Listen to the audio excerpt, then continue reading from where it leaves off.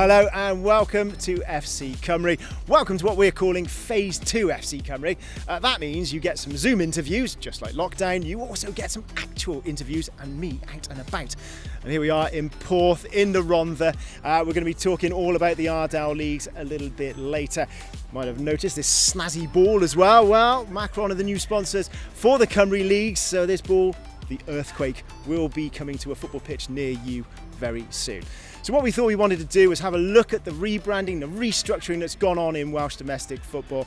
And where better to start than with Pete Barnes, the FAW's marketing guru. We've been kind of involved in this in brand work probably more in a more focused way for the last probably 6 years, I'd say. 2013, 2014, when we first really started to consider how we were representing initially our national teams. It was very national team focused. The build up to the Euros with the Together Stronger campaign, which was across the men's and women's teams initially, then it kind of kicked on through 2014, 2016. There's been kind of wider projects then across the FAW. So we had that kind of opportunity to kind of have a bit of a blank canvas and look at how the naming structure for men's domestic football in Wales, the sort of the visual identity side of stuff, how we communicate the sort of aspirations of the league, etc. It's kind of a long process, and I think it's kind of getting to a point now where we can see the kind of value of kind of being a bit more considered about that side of the organisation, certainly. It was an idea, I think, as a host broadcaster, Dylan, for you guys in particular. I suppose it gives you something that you guys can really work with. Yeah, absolutely. I was slightly taken by surprise by how successful it was, to be totally honest. When we knew it was happening, then it was launched, Cymru North, Cymru South. And the difference it made in one season, I think anyway, was staggering, because suddenly it was just more focused. I was not cynical, but you think, there's a new rebrand. The Welsh Premier League, people still call it the Conical Minolta. It's had a few different names over the years, so we're used to names changing. It just made everything simpler. It was clear. You could see the pathway to the Premier League. You could see the pyramid, the Welsh football pyramid, so to speak. The branding was spot on. And then the idea to make it bilingual as well really hit home with the Cymru North, Cymru South. I should raise my hand here as well, because as Welsh speakers, we kind of still try to translate it. Saying Cymru North and Cymru South still strikes you as odd, but you expect English speakers to do the Welsh language bit.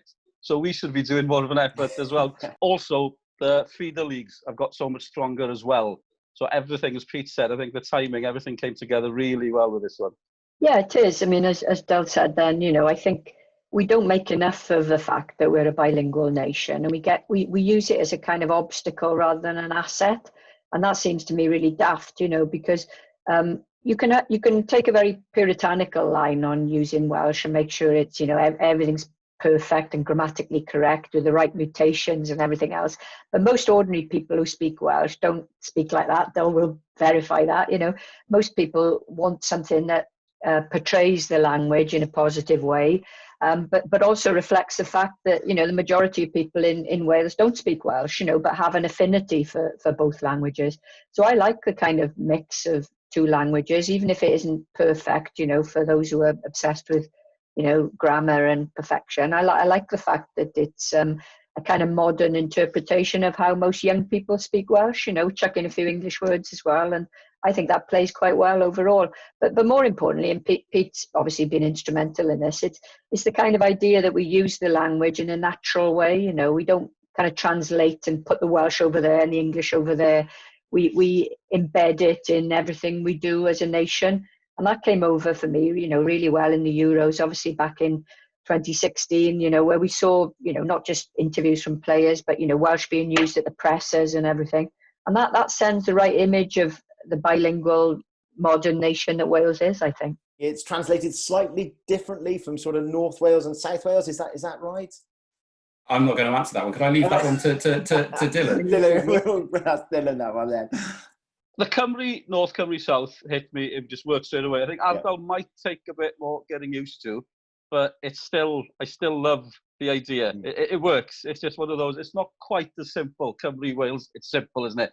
People will have to hear it a few times and get used to it. But again, it's Ardal means region, I guess. So it just makes total sense. And again, the way it's just dripping down now from the Welsh Premier League right through the pyramids, you can see, as I say, it used to be, there were so many same leagues, but different names all over the place. And you were trying to talk about it, say the game happening in second division, you're trying to explain which league it was, and then you'd say, this is the league, and then you'd say, that's tier 2, and you'd take a long time trying to explain what the context of the game before even giving the score. And so, yeah, the Cymru Leagues and then the Ardal, it's all working well. Yeah, I think on that point about the slight variance in the translation of Ardal, we're trying to find a word that is simple enough for non-Welsh speakers to memorise. Firstly, it's a word that can be pronounced quite easily in both languages. There's an opportunity for a non-Welsh speaker to understand some simple Welsh terms, and it's the same with the Cymru League, the Cymru Premier.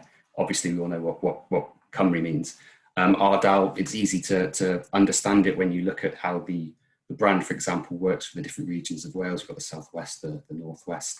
And that's kind of a naming structure that we're looking actually to roll out into a lot of other aspects of what the FAW does. I mean, we're looking ahead to the women's domestic restructure, which is coming in the next season or so. Because I think, like you say, I think it works and it makes sense to, rather than splitting the Welsh from the English, which is what we've done in the past, the non-Welsh speakers only see the non-Welsh translation. They don't really see the Welsh translation of that term. So there's no kind of crossover at all. And in terms of trying to get that structure right, was that a very important thing for you guys at the FAW? From somebody who was perhaps looking at the men's domestic game in Wales, it was just a bit daunting to see where all the different leagues kind of sat within each other. So I think now we're getting to a point where if you look at the pyramid, it's all quite consistent visually, but also you can see how the different leagues feed into each other. And I think the naming structure is really important as well in the consistency of it and the understanding of how the different elements kind of fit together. For you guys as well, I think that when you've got that clear structure, then you hope more people buy into it. Well, yeah, absolutely. Some of the attendances last season were striking. Down in the Cymru South, clubs like Ammanford's really led the way. They've really bought into it. That's just one example. They're all buying into it. With there only being 12 clubs in the Welsh Premier League, there's a constant call for let's get 14, let's get 16.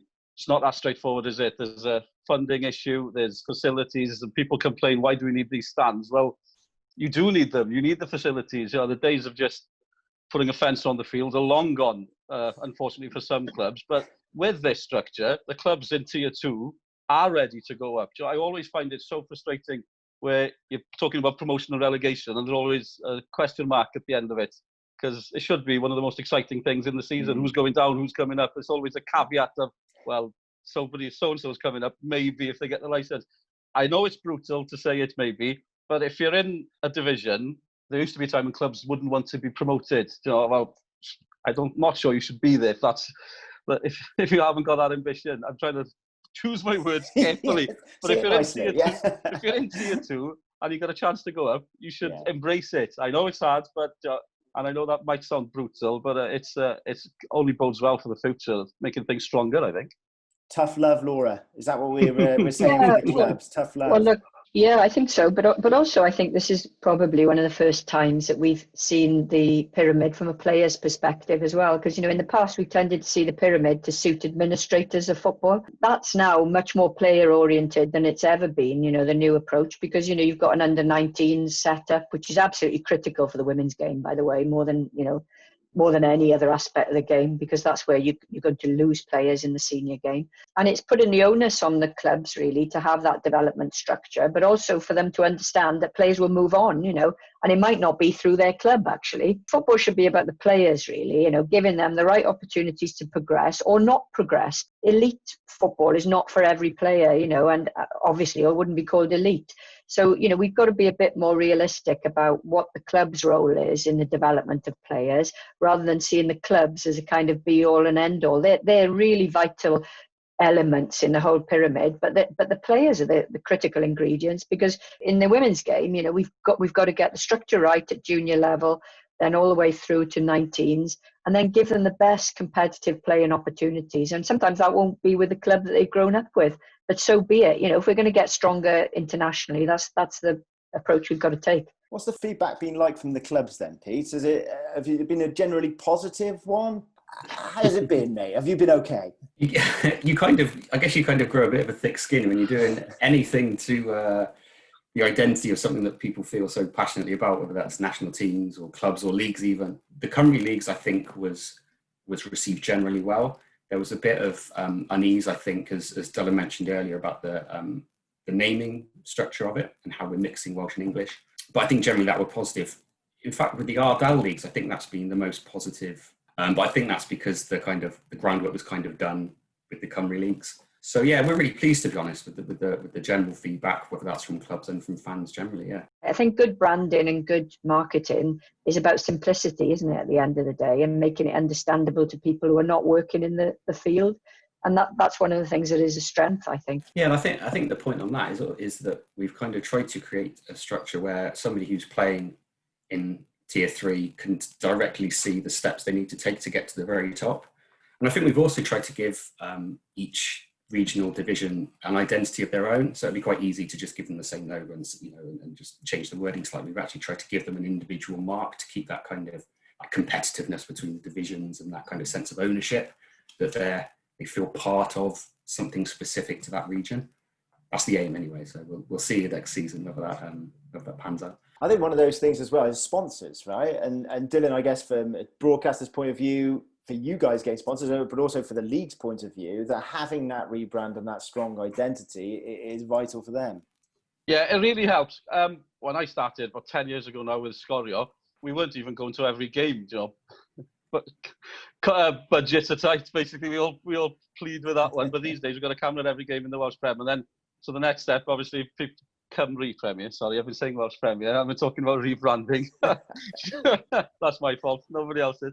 But also, then we see exciting games, stuff happening in Cymru North, Cymru South. So you're trying to find some more money, send a camera there, and then when he sees the Ardal Leagues kicking in as well, absolutely, it just helps with everything. And also, I know a lot of clubs, if they've got a good scout, people watch the local leagues if they see some talents coming through. But this might even help with that. A club in Cymru Premier might see somebody in the Ardal Leagues banging in 20 goals. They'll take a chance on him. So as well as developing with the clubs, as Laura said, it's more player orientated. So players might get more of an opportunity as well to step up. So that could be a good thing. I know we slightly touched on it earlier, Laura, but I've read your articles on Welsh identity and on modern identity. And do you feel that this has moved down that route? Yeah, I mean, I think we've got to look at where we've come from. We forget that, a decade ago, there wasn't really a brand of Welsh football. There wasn't anything that we could cotton on to and really feel was a good representation of Welsh football. Had we not qualified for the Euros, that probably wouldn't have had the right traction, because you can have as much, Pete knows about this, you can have the best branding in the world, but you've got to have exposure, haven't you, really, for that to get any kind of traction. And I think obviously Together Stronger worked so well with that squad of players and the feel and the vibe there was amongst the players and the fans, really, and how it all came together. And then I think that's given Pete and his team an opportunity to, permeate that all the way through the game, And I mean, I know it won't be, but it's really important that the women's game doesn't get left out of this, because, one of the strengths we've had in Wales, I think, is that the women's team and the women's game is really aligned with the men's in the fans' eyes as well now, So we were getting great crowds at Rodney Parade for the women's qualifiers, obviously before COVID. And we've got to find a way, haven't we, now, when even if football starts again, international football behind closed doors in the autumn, we've got to find a way of getting the red wall and all the Welsh fans behind the women's qualifiers without being there. And that's quite hard, actually. But I think that's where we've got to put our efforts now, because the girls are, they're still positioned to qualify for what will be a complete game-changing qualifier for the women's game in Wales. If we qualify for England in 2022, it will change the whole complexion of the women's game. So given we're still in with a good chance of doing it, we should be throwing everything at that, in my opinion, because that's what will make the difference to the players, is knowing that there's so much enthusiasm and drive from the fans and the supporters, behind them. We've kind of given, in the past, the women's team, or the national teams generally, an identity that kind of worked across all of them. And I think that's worked really well. Like you said, we've had general supporters of the Welsh national team supporting the women's team, which probably wouldn't have in the past. But I think now we're kind of at a point where we can start defining a little bit more what the women's national team specifically we can say about them, so that we can start reaching out to those new audiences, those young girls, etc. We recently launched the Bee football campaign, which again is something that we've tried to create a brand that can work, where we integrate Welsh words, been a fairly successful campaign so far, and we're looking to kind of kick on from that in the women's game. Like we said about the restructure, domestically is a really massive opportunity, and we've kind of set the ball rolling on that already, and it's actually really exciting. One of the things I think that, you know, we've got to be mindful of now is that, you know, women's football and women's sport generally is going to be harder hit from, you know, lockdown and COVID than men's sport will. And, you know, all the evidence is there for that. So I think we've got to, in Wales, we've got to just make sure that where we can, we target investment and attention and sponsorship and anything else we've got really at the women's game, because, you know, to fall back from where we are now would be an absolute travesty, you know, because, you know, as Pete said, we've come on in leaps and bounds, you know, there's no doubt about that, but we've still got a hell of a long way to go. So, you know, where there is resource, I think we've got to really train it in on the women's game, because getting them over the line internationally to qualify for England 2022 is a complete game changer. And that changes then, doesn't it, the whole domestic side and the girls side and grassroots and everything else, you know. So for me, you know, strategically, that has just got to be an absolute priority. So there you go, fascinating stuff, and that's the theory behind the Cymru Leagues rebrand. But let's speak to some people at the sharp end, and where better to start than the legendary Phil Stead. I think it's been a really positive time. I don't think that we could have just carried on like we were, and I think that what's come across is that the FAW have got some sort of vision. They've got some sort of plan for domestic football. And I like the Cymru Leagues. And as far as the rebrand is concerned, I think it's a really positive rebrand in that it's quite an innovative use of bilingualism. It's a combination of Welsh and English, which we don't often see, but which I think is a really clever way of branding something bilingually. Even though it might not be a direct translation of a term, I think it works really well in both ways. Yeah, we had Pete Barnes on from the FAW, and that was kind of the big thing that he said they wanted to get across, that they wanted to go and make something that was very, very recognisably Welsh. And Nick, do you think that they've sort of achieved that? Yeah, I remember speaking to Pete and Rob sort of just before they launched it last year, and I remember them sort of saying that they were kind of aiming to almost go with the idea of like La Liga or Serie A, where it was something where as soon as you said it, you knew exactly which country it was. Not only the name, but the brand as well, in terms of the daffodil ball sort of thing that goes with it as well. It's a really good, recognisable icon to sort of run alongside everything as well. You've not got 4 or 5 different sponsorship names, leagues that nobody would, like if you were in the north, you didn't particularly know which one was which in the south to a certain extent, and probably vice versa. I think now that it really kind of focuses it in and everybody is going to know, right, there's the Ardal Leagues down south, and then it's Cymru North, Cymru South, Cymru Premier, and it's really obvious as to which way you're working towards, really. I think what we do need is a longer period of time when it stays at this name. Yeah. Because there are so many people that still call it the League of Wales, the Welsh Prem, you know, and the Welsh League is a problem because there's the Welsh League in the south. There's the Welsh League national area in Wrexham that we've got as well. So there's always been this confusion. So we need a good decade now where we call it this and that's that, you know? And I think that would probably stick as well, wouldn't it? Carl, I can remember growing up, and sometimes it was figuring out who was going to get promoted into which league. You kind of, when you were going through it, you couldn't quite work out where it was all going. And I guess for you guys who are playing it and involved in it, that's quite important for you in terms of attracting players and sponsors. Down south, I knew exactly what leagues were promoting where and who was playing where. Up north, I've got to be honest, I used to get confused with all the leagues going on, who was where and what tier, what level, who goes into what league. So it makes it much easier. And like last year, when we looked at Cymru North, Cymru South, you knew straight away then who was at the same level as you. So when you look at sort of pre-season friendlies out, it was good to sort out. You know what level you're looking at the sort of friendly. So the whole restructure, the whole brand, I think is fantastic and probably long overdue. We did say, I think we had Laura McAllister on. She said it was a player-focused one, because she was talking about players can look at it now and say, okay, well, I can go in at this level and I can show myself to get to there or a promotion. Is that something you concur with, Phil? Well, I think what we're seeing and the big conflict that we've got up here, the rebrand and the restructure has upset a lot of the clubs. You know, we can't get away from that. It's upset historic clubs who have played at a certain standard but just don't have the facilities to maintain a place in up to tier 3. And there's this split then between the FAW controlled leagues, 1, 2, and 3, and then below that, what they've, I think, mistakenly called recreational football. And I think that was a bad term to use, because those leagues are run by the local associations. And I think there's already been a bit of a stigma attached to that, whereby players have left long-standing, well-set-up historical clubs to move up into what they see as a higher level of football. I don't necessarily think that it will be at Tier 3, because you've got clubs in Tier 3 who are there because they've got the facilities rather than the better team, whereas there are good teams in Tier 4 that just haven't got the facilities. When Laura says that it's player-focused, I'm not sure I agree, in that I don't think that players understand how important facilities are and how important it is to have a club rather than a team. You know, the arguments that I've seen around the place is that players and managers and clubs and say, it doesn't matter, we don't need a 100-seat stand. We don't need barriers. We don't need this. We don't need that. They are here for the standard of football.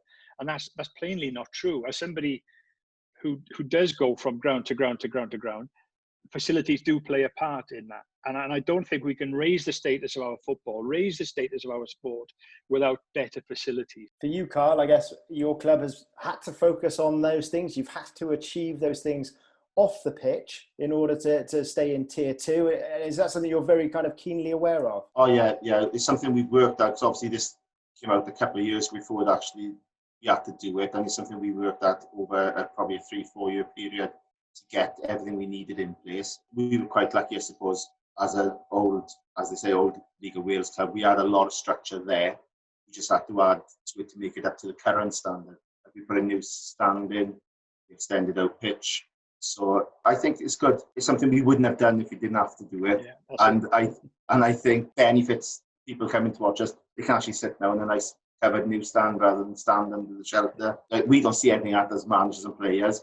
As Phil said, people coming in to watch us, typical Welsh weather, that makes a massive difference, doesn't it? To sponsors as well, I mean, my local club, Felinheli, we've had an open field for as long as we existed, and the farmer keeps his cows on the field. Pre-season, we play away because there are still cows on the field. This season, we've been able to say, look, we need to do this to progress. And now we've got a 100-seat stand. We've built a car park. We've lengthened the pitch. We've got 2 serious-looking dugouts in there. And the whole community now is noticing that as they drive past the pitch. They say, wow, there's progress there. And so then when you're looking out and you're going for sponsorship and you're looking for support from the local community, they are likely to back you. Football at all levels is an event, right? And I think if you go and stand in an open field on Hackney Marshes or in Lander Fields, I don't think you get much of an event from that. But if you go to a nice little ground with a nice little stand and a cafe and a cup of tea and a little bit of a club shop, you do feel there's something there. And I think that will draw more people in. And I think if there's a roof over your head and something to protect you from the wind, you're likely to have more people in there during the winter, and those people will make it a habit of coming back. At that Tier 3 level, Phil, how did you manage to do it and find the finance for that? Well, there's a grant available. There's an FAW grant, and they gave fair warning to all the clubs that this was going to have to be happened, and they were quite clear about the way that we would get grants. We had to sort of match fund it, even if we've gone up, and it's going to be a tough standard. If we go straight back down, this has left a legacy with us. We have still got those facilities. The club now is at a higher status than it ever has been in my memory because of this move. And I think this happens across Wales. As other clubs come in and the clubs come down, we're raising the standards all across Wales. You go to Europe, you go to little villages in Europe, and their facilities are fantastic. They've got much bigger stands than we've got here at Welsh Premier level, but at Cymru Leagues level. But they are financed by local authorities, whereas the difference here is that our clubs have to look after themselves, and it requires an awful lot of volunteers to be able to do that. So it's a big commitment. It's a big challenge for a lot of clubs. Yeah. I saw you nodding along there, Nick. Are you in agreement? Yeah, definitely. I mean, especially from people might sort of look at Connah's Quay at the moment sort of thing and kind of think, oh, league champions, etc., etc. It's nice and straightforward for them at the top end, but it's little under 10 years ago that we didn't get promoted from Tier 2 because of failing licensing. We didn't have the relevant floodlights in place, so we had to stay down. I think getting all of that infrastructure in place at your stadium, as you were saying, Phil, and making it a good place to come and not only watch football but be able to broadcast from and things like that. If you've got the ability to broadcast a game live, if you can't because the floodlights aren't good enough, then nobody's going to watch it on TV either. So when you've got that opportunity to be on TV, it's ideal for that aspect of it. We got the grant with the Welsh FA, and we've now got our 3G training facility. So again, with what Phil was saying about Felinhelly, that we've kind of got that legacy within our little community now, within Connaskey, that within a few hundred yards, we've got the first team stadium at the Deeside Stadium, but then we've also got the training pitch over at Connaskey High School, where not only our own team use it 3-4 times a week, but then we've also got loads of other local clubs within a 5-mile radius that come and rent it off us as well. And it just improves the quality in the local area, even if it's not for us specifically as a club, helping everybody throughout the pyramid, really. And in terms of the rebrand, Nick, how has it affected you? How has it played its part in what you do? In terms of affected, not a great deal, to be perfectly honest. I mean, it was a case of just making sure that everything was kind of newly up to date, and that whenever I write a press release now, I just got to make sure that it's Cymru Leagues and not Welsh Premier and stuff like that. But it's fairly straightforward in terms of getting those kind of things in there. And I think, as I said before, it gives like a really nice brand. So whenever I'm making any like social media imagery or anything like that to go on Twitter and Facebook, you've always got that one consistent brand that is there. And I think that does strengthen it. As I said before, it kind of pulls it all together, all into that one overarching brand that's not 15 different sponsored names, etc., as I said before, sort of thing. So I really like it. I think it's a great idea, to be honest with you. And I think that there's a few things that kind of I've suggested potentially that each team could wear league branded numbers on the back. So again, it's another step towards what you see in the English Premier League. Everybody's got the same font, and you could have potentially the daffodil on the bottom of every single kit number, for example. Now, I know that's not an easy thing to implement because some teams have the kits for 1 year, some teams have it for 2 years, but it's something that potentially could be looked at. And again, I think like with the sleeve patches as well, people might think, oh, it's a daft little thing, but I think everybody having very similar sleeve patches all looks great as well. Again, with us, I've managed to sort of push it through with the Welsh FA that we've got the Champions patch on our kit this season for the first time. And yeah, great. It's lovely for us, but I've got no issue in that being passed on to whoever wins it in the next couple of years as well. I think that should be something that, as a team, you were looking to battle for, so that you've got that pride that next time you pull the kit on, you've got the Champions armband on. You're setting yourself up there, mate. Yeah, Andy Morrison would love that, so he loves the challenge, so he'll step up to it. I know he will. One of the things that always gets batted back is that there's only 12 teams in the Premier League and the Cymru Premier, and there's always, could there be more? Could we go to 16? And actually in Cymru South and Cymru North, there's that kind of expanse of teams. In your, is it 4 local derbies you've got next year, Carl? Yes, we're not travelling very far next year. No, happy days. The minibus will be hardly used next year, like new. No, it's like, I think it's 4 or 5 clubs of us. Maybe 6 become Swans Uni as well, all within a 10-mile radius now. And what does that mean for you, though, as a league and as a football club, I mean, sorry? Obviously, we're all in the same league for the first time. But our attendances, if we should get good crowds now, because there's a lot of interest in the area, not just on our club, on all the local clubs. Nothing better than a local derby on a Friday night and the lights to get people through the gate. So we're hoping it'll have a big influence on our crowds this year. We've got the opposite of that. Even though we're at the sort of bottom tier of the Cymru Leagues, we are travelling across North Wales to Wrexham quite a lot. We are travelling 60, 70 miles, whereas normally we wouldn't go further than 15, 20. And that's going to be a challenge. You know, it's a lot of money for us to raise for travelling, but everybody's really excited about it. And we're looking forward to spreading our horizons, if you like. Carl, could you lend your minibus to... No problem. No worries. Come down and pick it up, Phil. Yeah. So one of the fascinating things for me when I was looking through the restructuring of the Cymru Leagues was the amount of local derbies that are going to be taking place. You heard from Carl there in the last section where he was talking about the amount of matches they've got in and around the Port Talbot and Swansea area. Well, that's what I'm doing here in Porth. Tom Pentra, Unasia, who are going to be sharing Porth's ground, all in the same league. So let's talk to the bosses.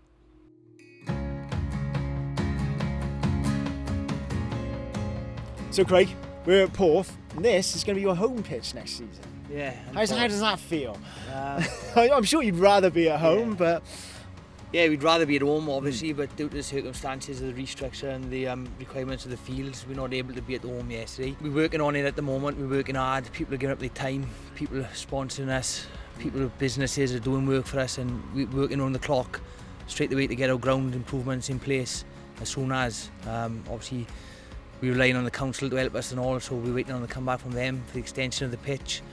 It's all looking good at the moment though, so hopefully we'll spend as little time down here as possible. In the nicest possible way, Hugh. Yeah, in the nicest possible way, Hugh. But yeah, the sooner we're home, the better.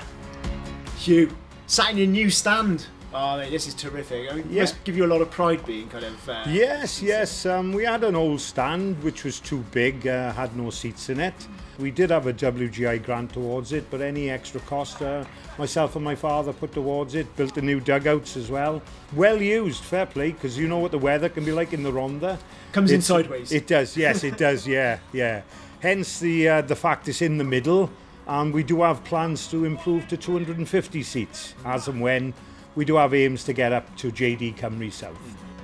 From a player's perspective, and I guess as a manager as well, does having that sort of clear pathway and that restructure, or that structure to it, is that important for you guys? I think so, yeah. A clear pathway to it, because it's always, for example, if you're an ambitious player, ambitious club, you know, you could go and win Division 1, would it be, or the Championship now, and like years ago, you would probably be unsure whether you'd be going into the JD thing because of criteria and everything else, but obviously you can realise what you're doing at the moment, where you're trying to get all the grounds right to have the ambition to go all the way into that, which is nice. So players will probably, perhaps not now at the moment, early days, will see that as it goes along, which would be a nice clear pathway. Yeah, it does seem a lot more professional, and it seems to be going in the right direction with the rest of Europe, I suppose, with the tiers set out. We're in line with them, but at the same time, I feel it is a little bit difficult for the grassroots teams who like got local talent, youth teams who put the effort into that to progress, and it does sort of stunt their growth a little bit if they got the progression of good youth talent, but they can't afford it financially. So it is a difficult one to balance. A difficult one to balance, yes. Yeah. Do you feel it's all going in the right direction? I don't mind change. I think change is good, but it's hard to predict at the moment because obviously we haven't played in the league. It's been set up yet, so that's, you know, time will tell on that side of it. But yeah, I think it is a positive move. And next, Tom.